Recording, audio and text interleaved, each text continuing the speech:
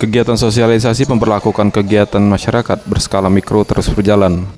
Jajaran Polda Sumsel pun terus melakukan berbagai upaya dalam menekan angka penyebaran COVID-19.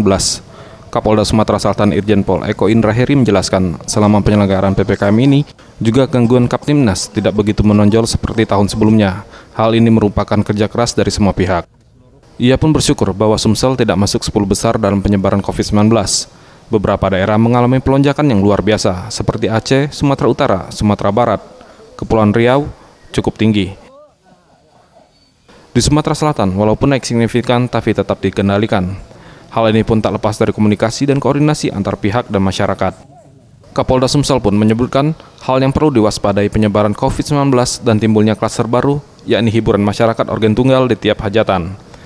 Maka dari itu, pihaknya akan terus mengedukasi dan memberi himbauan kepada masyarakat agar klaster baru tidak muncul sehingga penyebaran COVID-19 dapat dikendalikan. Tim Liputan Sriwijaya TV.